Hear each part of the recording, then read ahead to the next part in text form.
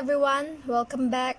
ꯑꯩꯈꯣꯏꯅ ꯉꯁꯤ ꯁꯥꯗꯣꯏꯁꯦ ꯑꯩꯈꯣꯏ YouTube Instagramꯗ Facebookꯇꯒꯁꯨ ꯌꯥꯝ ꯊꯥꯒꯠꯄꯅꯦ ꯑꯗꯨ ꯑꯗꯨꯝ ꯈꯪꯗꯥꯏꯅꯦ ꯃꯌꯥꯝꯅ ꯂꯣꯏ ꯈꯪꯉꯦꯀꯣ ꯑꯗꯨ ꯚꯤꯗꯤꯑꯣꯗꯣ ꯑꯗꯨꯝ ꯈꯪꯕꯅꯦ ꯑꯗꯣ ꯑꯩꯈꯣꯏꯁꯨ ꯇ꯭ꯔꯥꯏ ꯇꯧꯒꯦ ꯑꯗꯣ ꯑꯩꯈꯣꯏꯒꯤꯁꯤꯅ ꯈꯤꯇꯪ ꯇꯣꯉꯥꯟꯒꯗ꯭ꯔꯥ ꯈꯪꯗꯦ ꯑꯩꯈꯣꯏꯗꯤ ꯇ꯭ꯔꯥꯏꯅꯤꯅ but please enjoy our video. ꯑꯗꯣ ꯐꯥꯔꯁꯇ mozzarella cheese ꯃꯆꯥ ꯃꯆꯥ slice ꯇꯧꯔꯒꯦ. ꯑꯩꯈꯣꯏꯅ ꯁꯨꯝ ꯁꯦꯝꯕꯁꯤꯗ ꯌꯦꯡꯕꯤꯌꯣ ꯀꯃꯥꯏꯅ ꯇꯧꯒꯦꯗꯣ ꯈꯪꯕ꯭ꯔꯥ ꯌꯦꯡꯉꯣ ꯃꯌꯥꯝꯁꯨ ꯈꯪꯉꯝꯒꯗ꯭ꯔꯥꯅ ꯈꯜꯂꯦ ꯃꯤ ꯑꯅꯝꯕ ꯂꯣꯏ ꯈꯪꯕꯅꯦ ꯑꯗꯨꯒꯤ ꯚꯤꯗꯤꯑꯣꯗꯣ ꯑꯗꯨꯝ ꯚꯥꯏꯔꯦꯜ ꯑꯣꯏꯕꯅꯦꯕ ꯐꯦꯁꯕꯨꯛ ꯀꯩꯀꯩ ꯏꯟꯁꯇꯥꯒ꯭ꯔꯥꯝꯗꯁꯨ ꯈꯔ ꯍꯥꯞꯄꯗꯤ ꯌꯥꯅꯤꯅꯀꯣ ꯁꯤ ꯌꯥꯅꯤꯗꯀꯣ खराब पारा मुझे भला ꯍꯣꯏ ꯊꯥꯕ꯭ꯔꯥ ꯁꯤ ꯄꯥꯍꯜꯂꯨꯔꯥ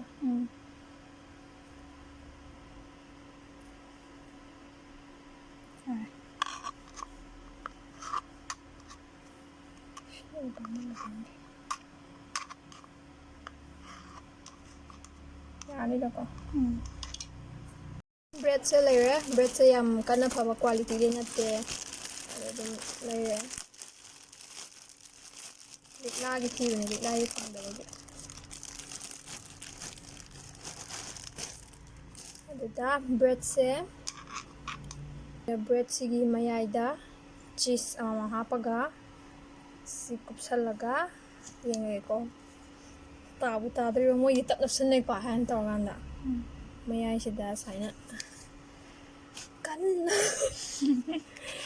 ꯅꯝꯁꯤꯜꯂꯦ ꯌꯥꯕꯨ ꯌꯥꯗꯣꯔꯤꯕ꯭ꯔꯣ let's see ꯊꯣꯛꯂꯛꯇ꯭ꯔꯕ ꯋꯥꯈꯜ ꯋꯥꯃꯜꯂꯦ ꯄ꯭ꯂꯥꯁꯇꯤꯛꯀꯤ ꯀꯞꯅ ꯇꯧꯕꯗꯣ ꯌꯣꯔꯄꯨꯗꯤꯟ ꯄ꯭ꯂꯥꯁꯇꯤꯛꯀꯤ ꯀꯞꯅ ꯇꯧꯕꯗꯣ ꯌꯥꯗ꯭ꯔꯦ ꯑꯗꯨꯅ ꯁ꯭ꯇꯤꯜ ꯒ꯭ꯂꯥꯁꯁꯤꯅ ꯑꯃꯨꯛ ꯁꯤꯖꯤꯟꯅꯔꯒꯦ ꯀꯥꯏꯗꯣꯔꯤꯕ ꯀꯛꯇꯤ ꯀꯛꯈ꯭ꯔꯦ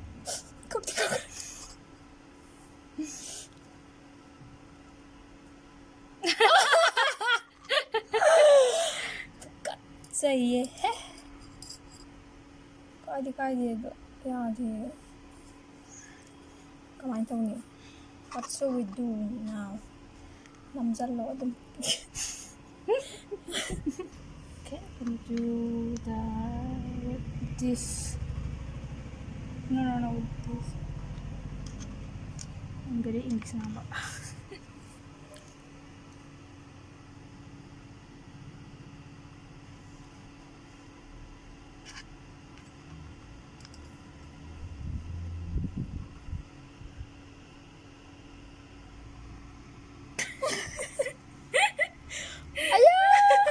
ꯕꯤꯠꯇꯦꯛꯃꯜꯂꯦ what should we do now I don't know.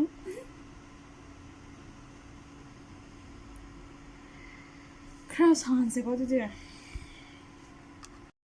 ꯐꯖꯔꯦ ꯁꯂꯥꯛ ꯍꯦꯛ ꯁꯂꯥꯛ ꯁꯥꯔꯦ but ꯌꯥꯅꯕꯗꯤ ꯁꯦꯝꯃꯛꯑꯒꯦ ꯑꯗꯨꯒ ꯎꯠꯆꯔꯛꯑꯒꯦ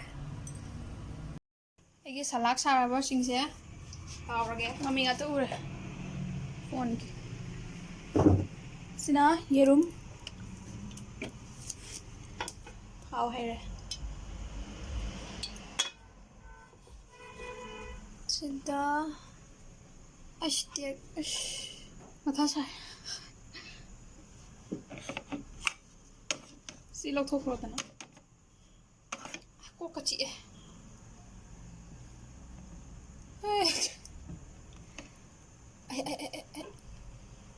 ꯕꯥꯕꯨꯒꯤ ꯕ꯭ꯔꯦꯛꯅꯤ ꯁꯤꯗꯤ ꯕ꯭ꯔꯦꯗꯅꯤ Brace ꯌꯥꯗꯦ brace yade. Napsi napsana de aduga yan te kya. I think we should stop filming. no it's fine You think so?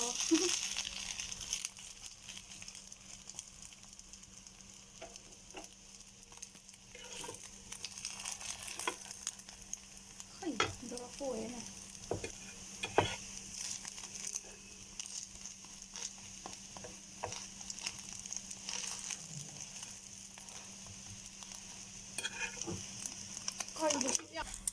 ꯈꯨꯗꯛꯇ ꯁꯨꯝ ꯑꯩ ꯅꯤꯡꯁꯤꯡꯉꯛꯄ ꯇꯧꯅꯤꯡꯕ ꯑꯗꯨꯗ ꯑꯩꯈꯣꯏ ꯁ꯭ꯋꯥꯏꯗꯤ ꯕ꯭ꯔꯦꯗꯁꯦ ꯅꯥꯇꯩ ꯆꯥꯕ ꯑꯝꯇ ꯌꯣꯟꯗꯦꯕ ꯅꯥꯇꯩ ꯆꯥꯏꯕ ꯂꯤꯛꯂꯥꯒꯤ ꯕ꯭ꯔꯦꯗꯇꯣ ꯑꯗꯨꯁꯨ ꯂꯩꯔꯝꯗꯕ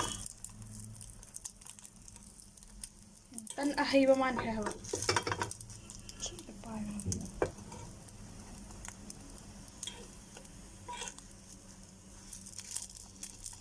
ꯍꯥꯎꯔꯗꯤ ꯌꯥꯔꯦ ꯃꯁꯛ ꯐꯖꯗ꯭ꯔꯁꯨ ꯑꯗꯨ ꯍꯥꯞꯄꯛꯀꯦ ꯍꯥꯏꯔꯅ ꯃꯁꯤꯒꯤ ꯊꯕꯛꯁꯦ ꯄꯥꯏꯈꯠꯂꯨꯕ ꯑꯩ ꯃꯊꯥ ꯁꯥꯔꯦ ꯍꯦꯜꯂꯣ ꯒꯥꯏꯁ ꯕꯦꯛ ꯀꯥꯂꯦꯟ ꯑꯣꯏꯕꯒꯤ ꯌꯥꯔꯦ ꯆꯥꯔꯖ ꯂꯥꯛꯑꯣ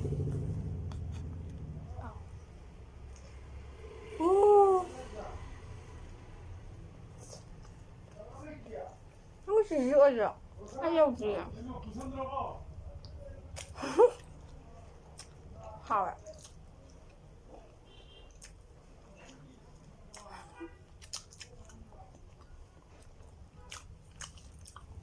hawaiigo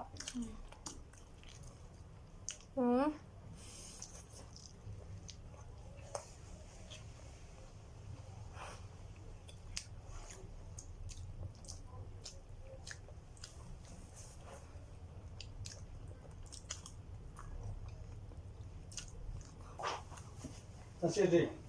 ꯇꯨꯝꯃꯤ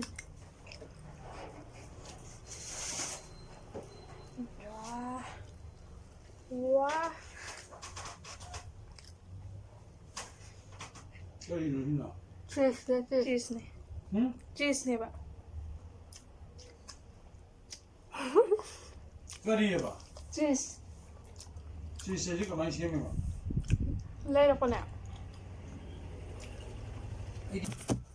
So guys, hꯧꯖꯤꯛꯀꯤꯗꯣ ꯃꯁꯛ ꯌꯥꯝ ꯊꯤꯖ ꯇꯥꯔꯒꯁꯨ ꯀꯥꯏ ꯇꯥꯔꯒꯁꯨ ꯍꯥꯎꯗꯤ ꯍꯥꯎꯋꯦ ꯌꯥꯝ ꯆꯤꯖꯤ ꯑꯣꯏꯔꯒ ꯍꯥꯎꯇ꯭ꯔꯥꯅꯦ ꯍꯥꯎꯋꯦ ꯑꯗꯣ ꯐꯥꯔꯁ ꯇꯥꯏꯝꯅꯦ ꯉꯔꯥꯡ ꯆꯤꯀꯟ ꯁꯃꯣꯁꯥ ꯁꯥꯏ ꯆꯤꯀꯟ ꯁꯃꯣꯁꯥ ꯁꯥꯕꯗꯁꯨ ꯑꯩꯈꯣꯏꯅ ꯍꯥꯞꯄꯗꯣ ꯈꯦꯠꯂ ꯍꯥꯞꯄꯗꯣ ꯑꯣꯠꯁꯜꯂꯨꯕꯗꯒꯤ ꯀꯩ ꯍꯥꯏꯅꯤ ꯌꯥꯝꯅ ꯁ꯭ꯇ꯭ꯔꯤꯡꯗꯣ ꯌꯥꯝ ꯂꯩꯇꯦꯕ ꯍꯥꯏꯗꯤ ꯃꯆꯦꯠ ꯃꯆꯦꯠ ꯃꯆꯦꯠ ꯇꯣꯈꯥꯏ ꯇꯣꯈꯥꯏ ꯇꯥꯔꯝꯃꯦ ꯍꯧꯖꯤꯛꯀꯤꯗꯤ ꯄꯨꯂꯞ ꯑꯣꯏꯅ ꯃꯄꯥ ꯑꯃ ꯍꯥꯞꯄꯕꯅꯤꯅ ꯌꯥꯝ ꯆꯤꯖꯤ ꯑꯣꯏꯗꯅ ꯑꯗꯨꯃꯥꯏꯅ ꯑꯍꯥꯟꯕꯅꯦ ꯑꯩꯈꯣꯏ ꯑꯗꯨꯃꯥꯏꯅ ꯆꯥꯏꯁꯦ ꯍꯥꯏꯅ ꯌꯥꯝ ꯆꯤꯖꯤ ꯑꯣꯏꯅ ꯆꯥꯖꯕꯗꯣ ꯑꯍꯥꯟꯕꯅꯦ ꯑꯗꯨꯅ ꯌꯥꯝ ꯍꯔꯥꯎꯋꯦ ꯃꯤꯅꯒ ꯆꯥꯕꯗ ꯌꯨꯇ꯭ꯌꯨꯕꯇꯒ ꯆꯥꯕꯗ ꯌꯥꯝ ꯌꯦꯡꯕ ꯅꯨꯡꯉꯥꯏꯗꯅꯀꯣ ꯌꯥꯝ ꯆꯥꯖꯅꯤꯡꯕꯗꯣ ꯆꯥ ꯐꯪꯗꯕꯗꯣ ꯉꯁꯤꯗꯤ ꯆꯥꯕ ꯐꯪꯉꯦ ꯑꯗꯨꯃꯥꯏꯅ ꯌꯥꯝꯅ ꯍꯔꯥꯎꯋꯦ ꯄꯤꯖꯥꯁꯨ ꯑꯗꯨꯃꯥꯏꯅ ꯂꯩꯕ ꯑꯗꯨ ꯇꯧꯔꯁꯨ ꯑꯩꯈꯣꯏꯗꯤ ꯏꯪꯉꯒ ꯑꯗꯨꯝ ꯆꯥꯕꯒꯤꯀꯣ ꯑꯩꯈꯣꯏ ꯁ꯭ꯋꯥꯏ ꯃꯅꯤꯄꯨꯔ ꯍꯣꯏ ꯁꯥꯔꯤꯉꯩꯗ ꯆꯥꯔꯗꯤ ꯄꯤꯖꯥꯒꯤ ꯆꯤꯁꯅꯤꯗꯅ ꯍꯧꯖꯤꯛꯀꯤꯗꯣ ꯁꯥꯔꯤꯉꯩꯗ ꯆꯥꯔꯗꯤ ꯌꯥꯝ ꯆꯤꯖꯤ ꯑꯣꯏꯕꯗꯣ ꯏꯪꯉꯒ ꯑꯩꯈꯣꯏ ꯁ꯭ꯋꯥꯏ ꯃꯅꯤꯄꯨꯔꯒꯤꯗꯤ ꯑꯩꯈꯣꯏ ꯏꯪꯉꯒꯅ ꯑꯅꯝꯕꯅ ꯆꯥꯏꯌꯦꯕ ꯏꯪꯉꯒꯅ ꯑꯅꯝꯕ ꯆꯥꯏ ꯑꯩꯈꯣꯏ ꯌꯨꯝꯗ ꯄꯨꯔꯛꯑ ꯆꯥꯕꯗꯣ ꯏꯪꯉꯒꯅ ꯆꯥꯏ ꯑꯗꯨꯅ ꯑꯗꯨꯃꯥꯏꯅ ꯌꯥꯝ ꯆꯤꯖꯤ ꯑꯣꯏꯗꯦꯕ ꯍꯥꯏꯗꯤ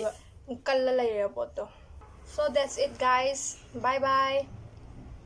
Bye. Like and subscribe to my channel for more videos. Bye guys. Bye bye. That big go pew when I shoot, it's on you.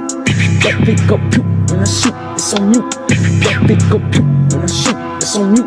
Copycat, nigga, monkey see what monkey do. That big go pew when I shoot, it's on you. That big go pew when I shoot, it's on you. That big go pew when I shoot, it's on you.